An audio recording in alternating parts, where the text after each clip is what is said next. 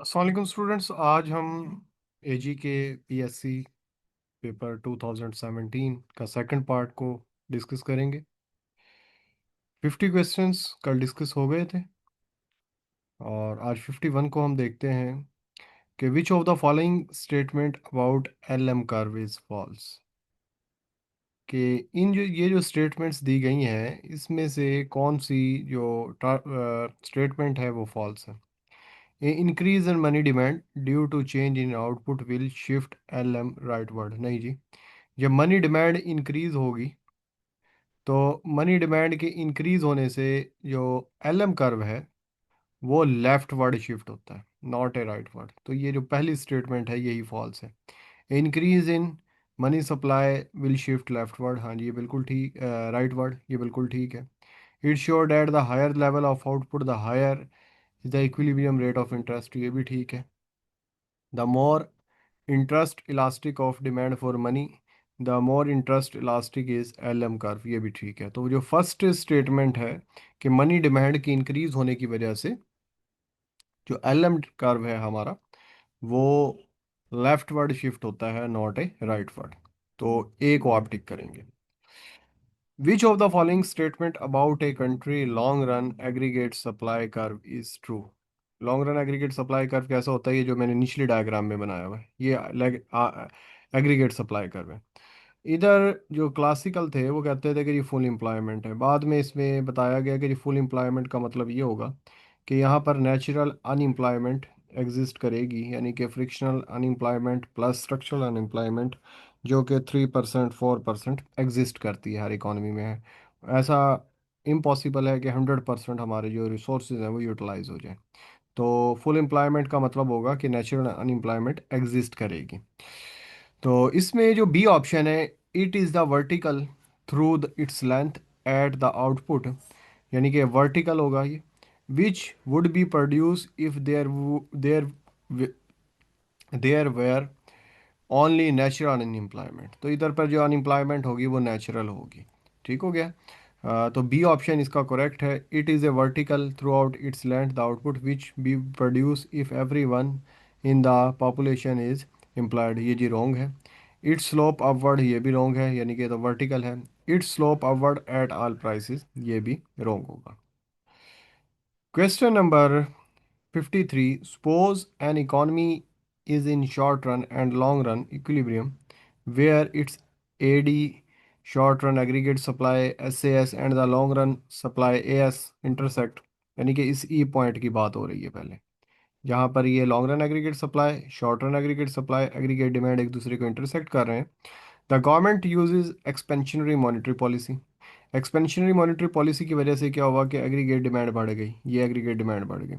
Which of the following statement, तो इसमें क्या होगा कि हम नेचुरल अनएम्प्लॉयमेंट से कुछ आगे चले जाएंगे, प्राइसेस इंक्रीज कर जाएंगी, अनएम्प्लॉयमेंट जो है वो डिक्रीज हो जाएगी। अब वो कहता है कि which of the following statement is false. False statement इसमें डी है। In the long run the price level will equal to original level, यानी कि वो कह रहा है कि इन द लॉन्ग रन आपका जो प्राइस लेवल ये है पी, ये P1 है, लॉन्ग रन में दोबारा आप इधर आ जाएंगे। ऐसा नहीं होगा, बल्कि प्राइस लेवल इधर जाएगा जब आपकी वेजेस इंक्रीज होंगी तो शॉर्ट रन एग्रीगेट सप्लाई का बैकवर्ड शिफ्ट होगा और जो ये प्राइस लेवल है ये इंक्रीज होगा, नॉट ए प्रीवियस लेवल पर हम आएंगे। ठीक हो गया। तो अब देख लेते हैं। In the short run unemployment will decrease from the natural unemployment, ठीक हो गया जी। शॉर्ट रन के अंदर जो नेचुरल एम्प्लॉयमेंट है वो डिक्रीज हो जाएगी क्योंकि आउटपुट इंक्रीज होगी, यहाँ पर पहुँच जाएंगे हम। In the long run unemployment will equal to natural unemployment, ठीक हो गया। नेचुरल लेवल ठीक हो गया, यहाँ पर नेचुरल लेवल के इक्वल है हमारी employment. In the short run the price level will increase, हाँ जी शॉर्ट रन में देखें जी प्राइस लेवल आपका इंक्रीज हुआ था, यहाँ तक हमारा प्राइस लेवल गया था, ये एग्री एक्सपेंशनरी मॉनेटरी पॉलिसी की वजह से। तो फर्स्ट बी सी दोनों ये तीनों ही ठीक हैं। जो आखिर में है वो गलत है कि लॉन्ग रन में जो प्राइसेस हैं वो ओरिजिनल लेवल पर रहेंगी, नहीं ऐसा नहीं होगा, बल्कि ये हाई लेवल पर होंगी।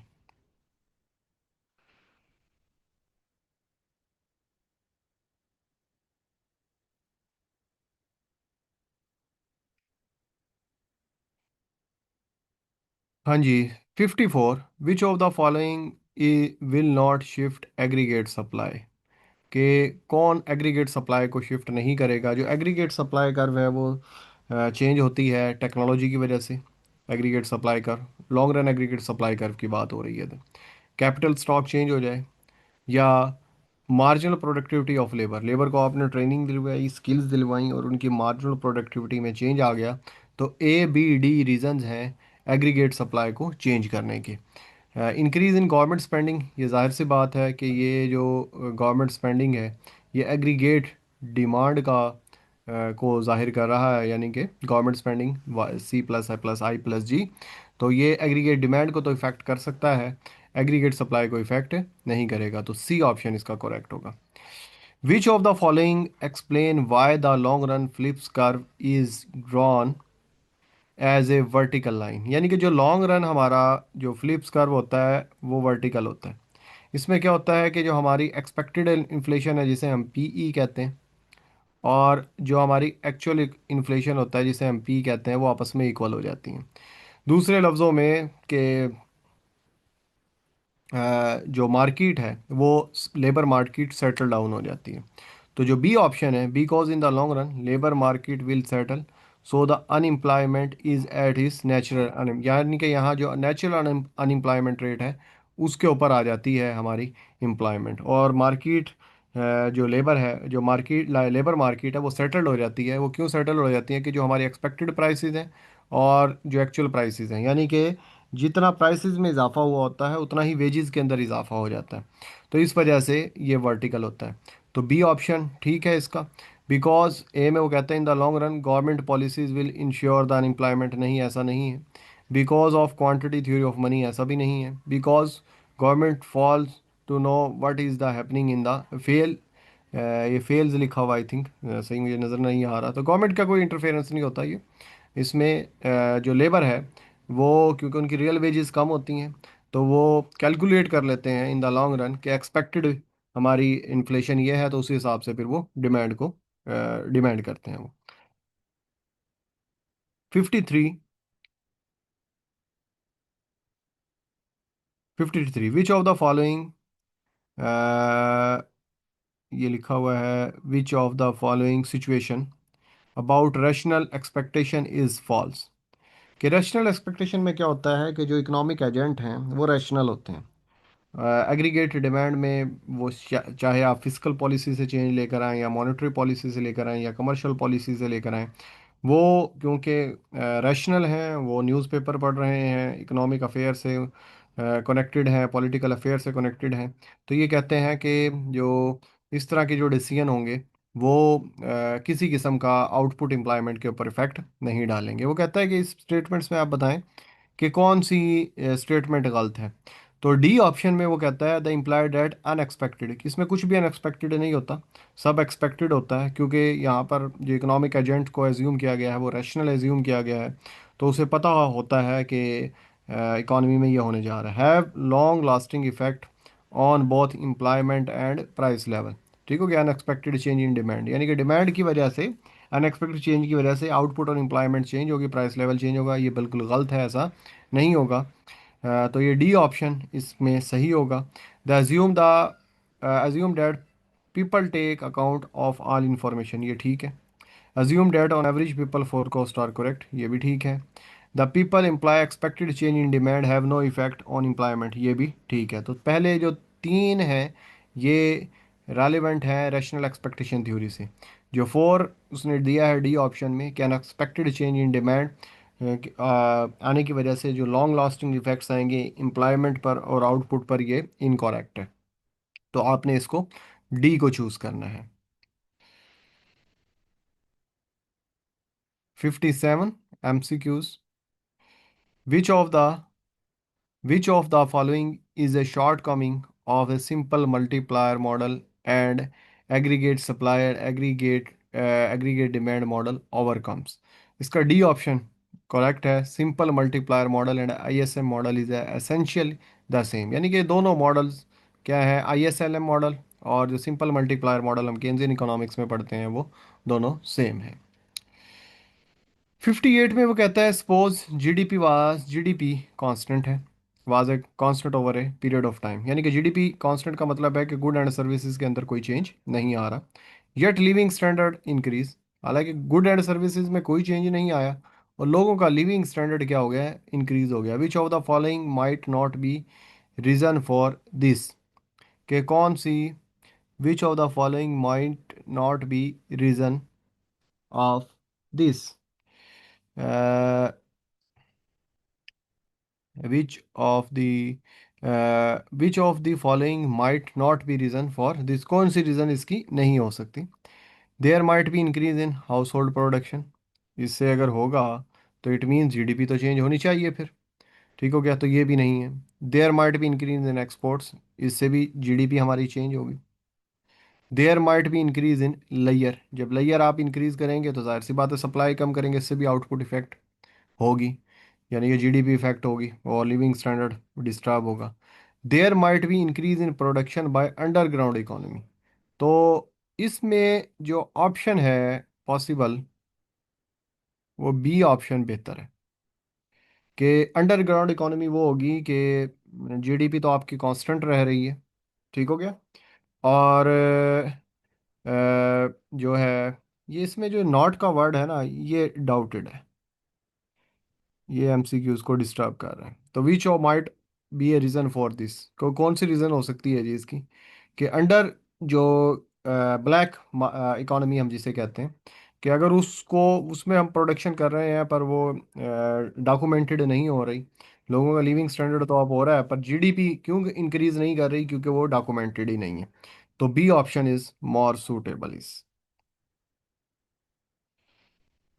59, in basic classical new classical growth model where does equilibrium occur, तो क्या होता है जी सोलो ग्रोथ मॉडल में, ये हमारा डेप्रिसिएशन होता है और ये हमारी इन्वेस्टमेंट सेविंग कर्व होता है, ये हमारा स्टेडी स्टेट लेवल होता है, और साथ ये हमारी आउटपुट पर लेबर होती है, जहाँ पर ये स्टेडी स्टेट लेवल होता है यहाँ पर कंजप्शन हमारी ज़्यादा से ज़्यादा होती है, जिसे हम गोल्डन रूल ऑफ कैपिटल कहते हैं। तो इसने हमें इक्विलिब्रियम का पूछा है, तो इक्विलिब्रियम हमारा यहाँ स्टेडी स्टेट के ऊपर होता है। वेर इन्वेस्टमेंट पर वर्कर इक्वल टू डेप्रिसिएशन, यानी कि ये जो मैंने ये वाला जो पॉइंट बनाया है ये इन्वेस्टमेंट है हमारी, और ये जो लाइन है ये डेप्रिसिएशन को शो करती है, तो बी ऑप्शन इसका सूटेबल है ये।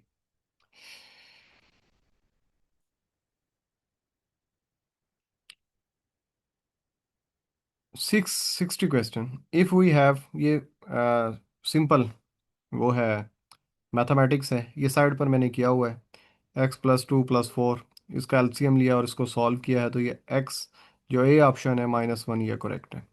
60 भी सिंपल है, इसको मैंने कैलकुलेट किया है, तो इसका आप क्या लेंगे, जो जितनी वैल्यूज़ दी गई हैं इनको आप मल्टीप्लाई करेंगे तो ये 4096 जवाब आएगा डी। तो ये सिंपल मैथमेटिक्स का क्वेश्चन है, तो इस वजह से मैं इसको सॉल्व नहीं कर रहा।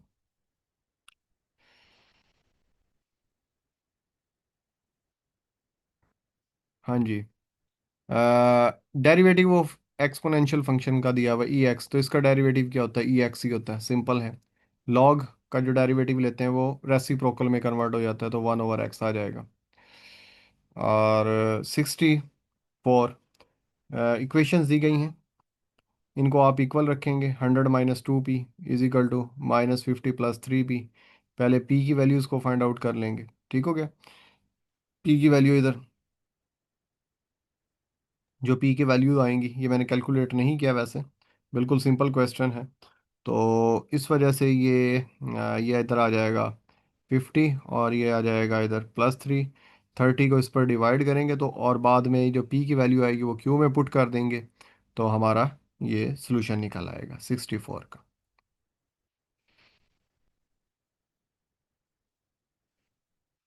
66,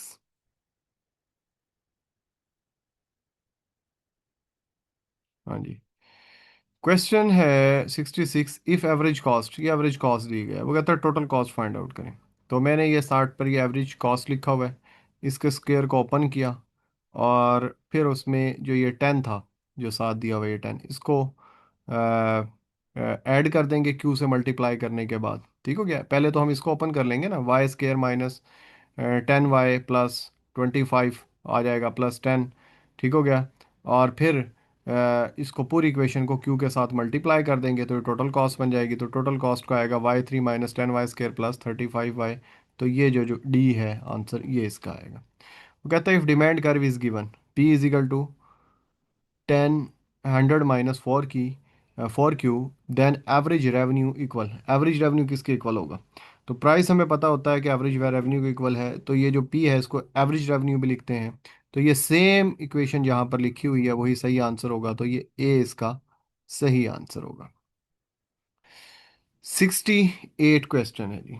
68 में क्या कहता है वो, O L S is based on idea. O L S के अंदर हम क्या करते हैं, एक्चुअल जो हमारे पास वैल्यू होती है डिपेंडेंट वेरिएबल की माइनस एस्टिमेटेड वैल्यूज जिसे हम वाई हैड कहते हैं, इसका हम डेविएशन लेते हैं, फिर उसके बाद हम उसका सम ऑफ स्केयर ले लेते हैं। सम ऑफ स्केयर के बाद हम इसको ओ एल एस मैथड के ज़रिए सॉल्व करते हैं और पैरामीटर की वैल्यूज़, इंटरसेप्ट और स्लोप हम फाइंड आउट करते हैं, जिसे हम ऑर्डिनरी स्केयर या क्लासिकल लीनियर रिग्रेशन मॉडल कहते हैं। तो ये जो बी है ये ओ एल एस की डेफिनेशन है, finding those coefficient which minimise the sum of square of error. ये सम ऑफ स्केयर है। ठीक हो गया, ये सम है और ये ऊपर क्या है, स्केयर है। और वाई आई माइनस वाई हैट को हम क्या कहते हैं, एरर कहते हैं। ये मैंने सामने लिखा भी हुआ है। तो ये बी ऑप्शन इसका क्या होगा, करेक्ट होगा। हेट्रोस्टाटिसिटी मींस, हेट्रोस्टाटिसिटी का मतलब होता है कि variance of error term is not constant over a time. तो B is a correct answer.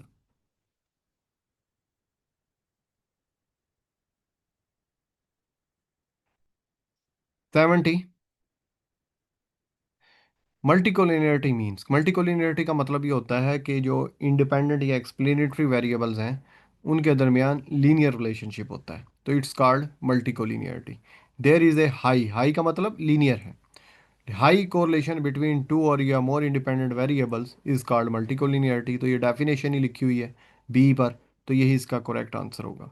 Auto correlation में क्या होता है कि जो हमारा एरर टर्म होती हैं जिसे हम म्यू आई कहते हैं, और उसकी जो, क्योंकि ये जो प्रॉब्लम होता है ऑटो कोरिलेशन का, ये टाइम सीरीज डाटा के अंदर होता है, वो error term over a time दूसरी एरर टर्म के साथ सक्सेसिव या प्रीवियस एरर टर्म के साथ कोरिलेट हो रही होती है, तो इट्स कॉल्ड ऑटो कोरिलेशन।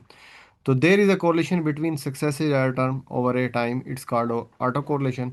ये सिंपल डेफिनेशन लिखी हुई है ऑटो कोरिलेशन की, तो इसे ओ को, जो ए ऑप्शन है, इसको हम चूज करेंगे। 72 है जी M C Qs. If the mean distribution is 40, जो मीन है वो 40 है और जो स्टैंडर्ड एविएशन है वो 5 है, तो वो कहता है coefficient of variation find out करें। कोफिशिएंट ऑफ वेरिएशन का ये फार्मूला लिखा हुआ है, standard aviation divided by mean multiply by 100। तो स्टैंडर्ड एविएशन उसने हमें दिया हुआ है 5 दिया हुआ है, और जो मीन ऑफ डिस्ट्रीब्यूशन है वो 14 दी हुई है, और मल्टीप्लाई बाय 100 करेंगे तो हमारे पास ये आएगा 35.71। तो इसका यही जवाब होगा जो ये सी पर दिया गया है, ये C is a correct answer. As empirical rule of approximately what percent of data should fall within the range plus minus standard deviation। तो ये जो standard deviation plus minus one के साथ ये 68% हम करते हैं, प्लस माइनस टू के साथ ये है।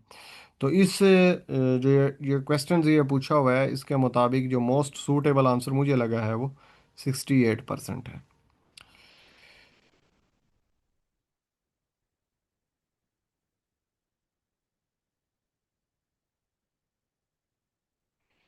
Which of the following is not measure of central tendency, कि इसमें से कौन सा जो मैयर है वो सेंट्रल टेंडेंसी नहीं है। इसमें स्टैंडर्ड एविएशन ये डिस्पर्शन को मैयर करता है, बाकी मोड है, परसेंटाइल है, क्वार्टाइल है, ये सब के सब सेंट्रल टेंडेंसी को मैयर करते हैं या एवरेजेस को मैयर करते हैं। Question number 75, in regression R square, R square हमें सबको ही पता है कि ये वेरिएशन शो करता है डिपेंडेंट वेरिएबल में, जो एक्सप्लेन होता है इंडिपेंडेंट वेरिएबल्स की वजह से। यानी कि जो टोटल वेरिएशन आ रहा है किसकी वजह से, एक्सप्लेन्ड वेरिएबल्स की वजह से, तो इट्स कॉल्ड आर स्केयर। ठीक है, आर स्केयर का जो फार्मूला है उसको भी हम देखते हैं, एक्सप्लेन जो वेरिएशन है divided by total variation, total explain sum of square divided by total sum of square को भी हम आर स्केयर कहते हैं। तो जो ये फर्स्ट ऑप्शन है यही इसकी डेफिनेशन है आर स्क्वेयर की। तो A option is correct answer.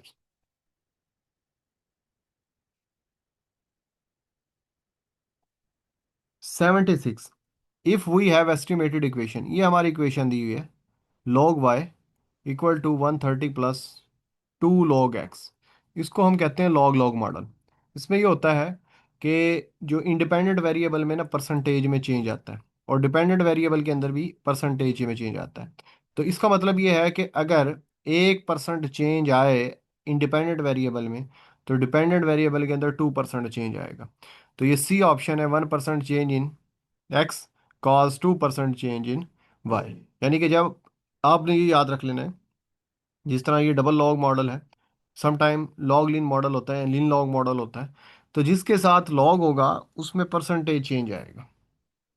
तो यहाँ पर दोनों के साथ ही लॉग है, तो इस वजह से ये जो मॉडल है ये डबल लॉग मॉडल है। तो यहाँ पर जो होगा, जो चेंज होगा वो परसेंटेज में होगा। और जो ये आपको ये 2 नज़र आ रहा है, ये स्लोप नहीं है, यहाँ पर ये इलास्टिसिटी है। Census report use as a source of data. जो सेंसिस रिपोर्ट होती है रॉ डाटा होता है, अनग्रुप डाटा होता है, तो इसको हम प्राइमरी डाटा कहते हैं, primary source of data. Primary data is same as ungroup data, हम इसको कहते हैं primary data. The bowed shape of production possibility frontier, ये मैंने सामने बना भी दिया है, ठीक हो गया। कनकेव को वो बोर्ड कह रहा है, प्रोडक्शन पॉसिबिलिटी कर्व इलस्ट्रेट, ये law of increasing marginal cost को शो करता है, ठीक हो गया। तो ये अगर आप इंटरनेशनल ट्रेड की जो थ्योरी पढ़ते हैं हम सल्वाटोर की बुक से, थर्ड चैप्टर, उसमें इसकी रीजंस भी बताई हुई हैं, आगे रीजन के ऊपर भी एक एमसीक्यूज आया हुआ है। तो जो बो शेप प्रोडक्शन पॉसिबिलिटी फिर एंटेयर कर होगा, वो इंक्रीजिंग मार्जिनल कॉस्ट को शो कर रहा होगा। Which with constant return to scale, constant return to scale में क्या होगा कि हमारा जो पीपीएफ है कर्व है वो लीनियर होता है। इसकी लीनियर होने की वजह ये होती है कि एक तो जो फैक्टर ऑफ प्रोडक्शन है वो हम होमोजीनियस एज्यूम करते हैं, और जो कैपिटल लेबर रेशो है दोनों दोनों प्रोडक्ट्स एक्स एंड वाई की, इनकी रेशो को हम ये जो इनकी प्रोडक्शन टेक्निक है और जो इनकी इंटेंसिफाई है, उसमें हम ये एज्यूम करते हैं जो इनकी जिसे हम क्या कहते हैं फैक्टर इंटेंसिटी, वो सेम है, ठीक हो गया। तो जब हम ये दो चीज़ें एज्यूम कर लेंगे, लेबर इज़ ए होमोजीनियस और जो intensity of factor of production in producing of both commodity are same, तो फिर हमारे पास जो पीपीएफ कर्व है वो लीनियर बनता है। अगर नॉन होमोजीनियस लेबर हो और ये सेम ना एज्यूम करें हम, तो फिर ये बनता है हमारा इंक्रीजिंग अपॉर्चुनिटी कॉस्ट के साथ concave to region PPF curve बनता है। तो जब कांस्टेंट रिटर्न टू स्केल होगा, तो PPF curve is a straight line if input intensity in both good is same. ये सेम का वर्ड इधर आएगा, तो इट मीन्स कि हमारा जो पीपीएफ कर्व है वो स्ट्रेट लाइन होगा।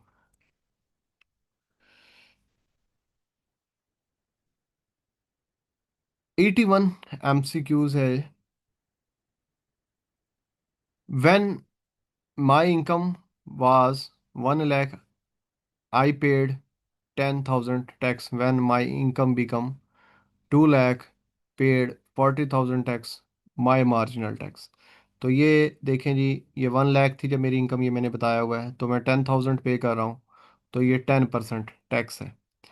और जब 2 लाख हो गई तो मैं 40,000 पे कर रहा हूँ, तो ये 20%। अब वो मार्जिनल टैक्स का पूछता है, तो मार्जिन हम क्या करेंगे, 20% में से 10 को माइनस कर देंगे तो ये 10 आ जाएगा। तो इसका जो ए ऑप्शन है वो करेक्ट होगा। ये मैंने साइड पर ये फाइंड आउट किया हुआ है, ये आपको नज़र आ रहा होगा। ओहो।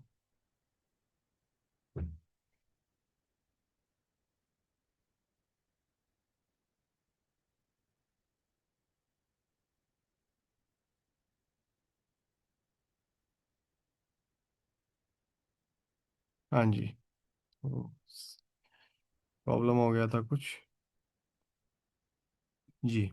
अब नेक्स्ट हम देखते हैं, हम किधर थे, 81 पर।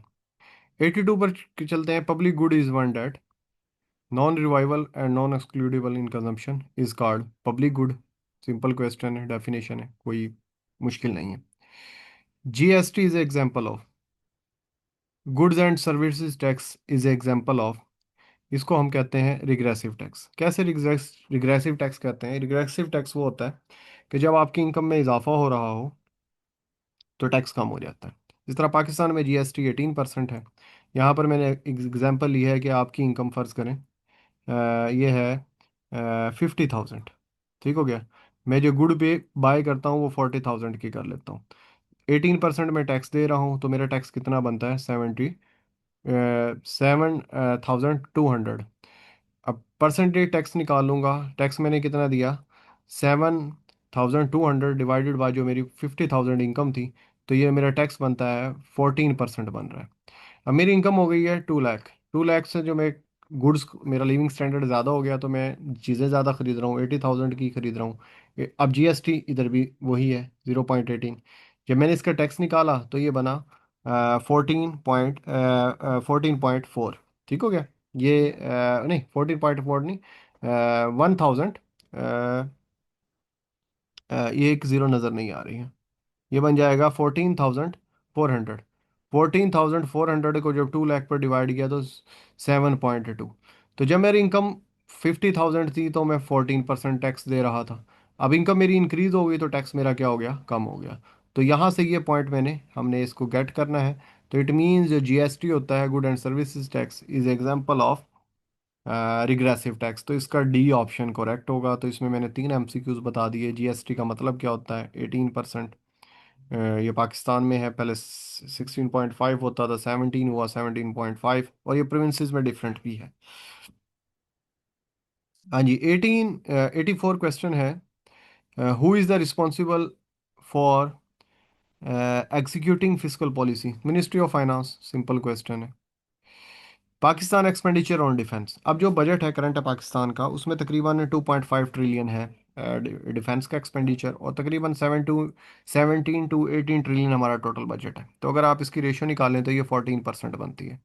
तो जो बी ऑप्शन है, more than 10% but less than 20%, तो ये हमारा नॉर्मली इतना डिफेंस बजट होता है। तो ये जो फैक्ट्स एंड फिगर हैं इसमें कुछ प्लस माइनस भी हो सकता है। ठीक हो गया। जो मेरी एक लेक्चर है बजट के ऊपर, उसमें मैंने मिनिस्ट्री ऑफ फाइनेंस की वेबसाइट से डाटा लिया है। वो बिल्कुल एग्जैक्ट डाटा है, तो आप भी उधर से ले सकते हैं। Which of this is a direct tax? कौन सा डायरेक्ट टैक्स है जी? प्रॉफिट टैक्स डायरेक्ट है, बाकी सेल्स, कस्टम, एक्साइज, ये सारे इनडायरेक्ट टैक्सेस हैं। Which of the following tax is best example ability to pay principle? ठीक हो गया। कौन सा है जी? पर्सनल इनकम टैक्स जो है, वो जो रूल है एबिलिटी टू पे, जो हम कैनन ऑफ टैक्सेशन पढ़ते हैं, उसको ये सेटिस्फाई करता है।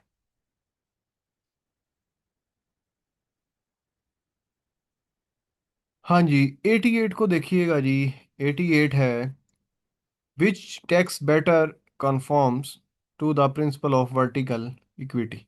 जो प्रोग्रेसिव टैक्स है, यानी कि इनकम ज़्यादा और टैक्स भी ज़्यादा, तो ये हमारी जो वर्टिकल इक्विटी इक्विलिटी है उसको सेटिस्फाई करता है। 89, a country has proportional tax system.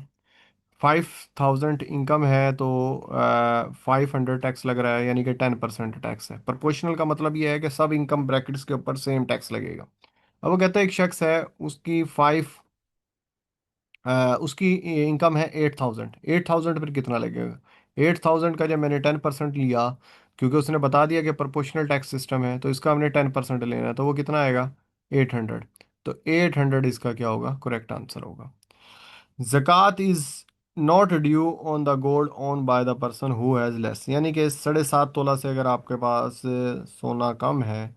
जो मेरा पब्लिक फाइनेंस का लेक्चर, इस्लामिक पब्लिक फाइनेंस का, उसमें मैंने सब के सब रेट्स बताए हुए हैं कि कितना रेट होता है किसी भी प्रोडक्ट के ऊपर जो ज़कात है। कैटल्स के ऊपर कितना है, कैमल के ऊपर कितना है, काउस के ऊपर कितना है, सिल्वर के ऊपर क्या है, और उश का रेट क्या है। तो ये सब चीज़ें पेपर पॉइंट ऑफ व्यू से इम्पोर्टेंट होती हैं।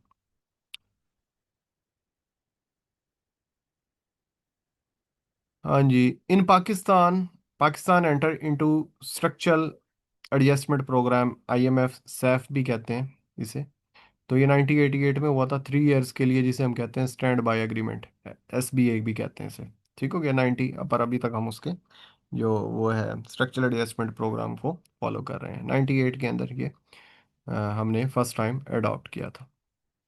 ये पॉजिटिव एक्सटर्नलिटी अकर्स, ये मैंने डायग्राम बनाई हुई है, ये प्राइवेट बेनिफिट है और ये सोशल बेनिफिट है। जो पॉजिटिव एक्सटर्नलिटीज होती है, जिस तरह की गवर्नमेंट प्राइवेट एजुकेशन देती है या मैट्रिक एजुकेशन देती है, जो ले रहा होता है उसको तो बेनिफिट होता होता है, पर सोसाइटी को, उस पढ़े लिखे शख्स का ज़्यादा बेनिफिट होता है। ठीक हो गया।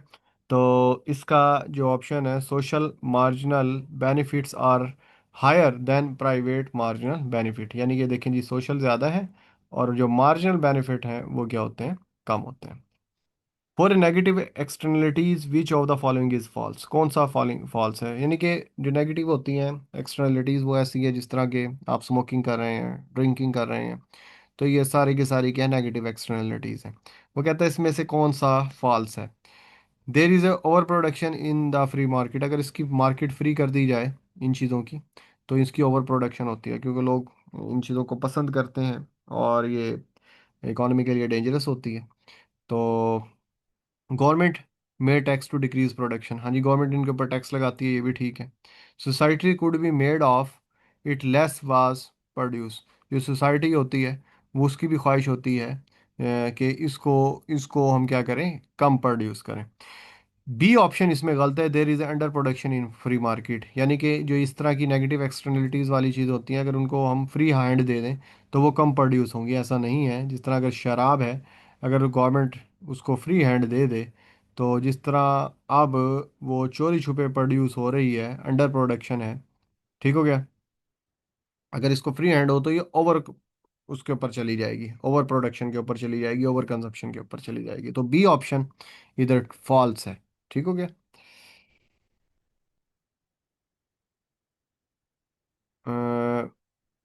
Which of the which of the following is not measure of income inequality, ये सब Gini coefficient, Lorenz curve, human opportunity index, ये सब के सब इनकम इनइक्वलिटी के लिए होते हैं। जो लॉरेंस कर्व है वो टैक्स रेट और टैक्स के रेवेन्यू के दरमियान एक रिलेशनशिप को शो करता है। तो लेफर कर्व जो है इसमें आंसर आपने टिक करना है। Which of the following statement is false. अच्छा, ये डी या ट्रेड से रेलिवेंट। ठीक है। टू कंट्रीज में ट्रेड बेनिफिट्स, यानी कि जो ट्रेड होती है ना, अगर फर्ज करें PPF कर दोनों कंट्रीज का सेम है, तो टेस्ट बेस भी ट्रेड हो सकती है। ठीक हो गया। उसके बाद इकोनॉमीज ऑफ स्केल, जिसमें हम इंट्रा ट्रेड और इंटर ट्रेड का कॉन्सेप्ट पढ़ते हैं, उस बेस पर भी होती है ट्रेड। ठीक है। Difference degree of human capital. ठीक हो गया। ह्यूमन कैपिटल यानी कि आप इसको HO मॉडल के जरिए भी अप्लाई देख सकते हैं, उसके जरिए भी ट्रेड होती है। तो जो सी है, ये ऑप्शन इसमें फॉल्स है। Which two country benefit from the opening up of data, all citizen in which country will benefits. ठीक हो गया। तो सी ऑप्शन इसमें थोड़ा ऑकवर्ड लग रहा है। ठीक है। तो इस वजह से इसको मैंने चूज किया। 96 विच of the following is a non discretionary inefficiency sense, यानी कि किस किस्म का टैक्स है जो नॉन डिस्क्रिशनरी, नहीं डिस्क्रिशनरी है, डिस्टॉर्शनरी इनएफिशिएंसी। डिस्टॉर्शनरी एफिशिएंसी का मतलब है जो एफिशिएंसी को इतना डिस्टर्ब नहीं करेगा, वो होता है लमसम टैक्स। यानी कि अगर आप लमसम टैक्स लगा दें तो जो बिज़नेस कम्युनिटी है वो आपके ऊपर एतमाद करती है कि अगर हम ज़्यादा चीज़ें भी प्रोड्यूस करेंगे या ज़्यादा इकोनॉमिक एक्टिविटी करेंगे तो हमारे ऊपर ज़्यादा टैक्स नहीं लगाया जाएगा। तो इस वजह से ये इकोनॉमिक एफिशिएंसी को ज़्यादा डिस्टर्ब नहीं करता। 97 with a fix exchange rate, with exchange rate के अंदर ये मैंने एक डायग्राम बनाई है चकलॉडस की बुक से। तो इधर जो हमारी मॉनेटरी पॉलिसी है वो इफ़ेक्टिव होती है। असल में ना मेरी लैपटॉप की बैटरी बिल्कुल एंड होने वाली है, लाइट है नहीं, तो इसको मैं जल्द जल्द वाइंड अप कर रहा हूँ। विच of the following is identity, ये जो होते हैं ना बैलेंस ऑफ पेमेंट, ये आइडेंटिटी होती है। Current account, capital account, official reserve, ये हमेशा इक्वल टू ज़ीरो होते हैं। ठीक हो गया। जब मैंने आपको ये पढ़ाया था बैलेंस ऑफ पेमेंट, उसमें मैंने डाटा डिस्कस किया था, उधर ये ज़ीरो आया हुआ था। तो बाकी aggregate supply and demand savings, ये ओवर या अंडर भी हो सकते हैं। तो इस वजह से इसका जो सी ऑप्शन है, ये जो पहले हैं current account plus capital account, इन दोनों को हम ऑटोनोमस अकाउंट कहते हैं, और ये जो ऑफिशियल रिजर्व ट्रांजैक्शन है ये अकोमोडेटिंग होती है। जब इन दोनों को प्लस करते हैं ये हमेशा जीरो के इक्वल आती है, कभी ऐसा नहीं होता ये माइनस में आ जाए या प्लस में आ जाए। ठीक हो गया। इफ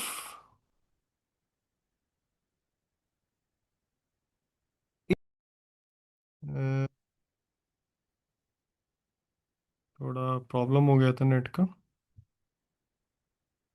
हाँ जी। तो has a comparative advantage in the production of this commodity. तो जो इसका सी ऑप्शन है वो करेक्ट होगा। यानी कि सिंपल कॉन्सेप्ट है, कोई मुश्किल नहीं है इसके अंदर। If GDP domestic country increase, GDP domestic country increase होने का मतलब ये है कि जो प्राइसेस हैं आपकी कंट्री की वो डिक्रीज हो गई हैं क्योंकि गुड एंड सर्विसेज ज़्यादा प्रोड्यूस हो रही हैं। तो नॉमिनल एक्सचेंज रेट यानी कि पीपी जो थ्योरी होती है, परचेजिंग पावर पैरिटी थ्योरी, जिसमें टू कंट्रीज का प्राइस लेवल लिया जाता है, उसकी रेशियो से एक्सचेंज रेट निकाला जाता है।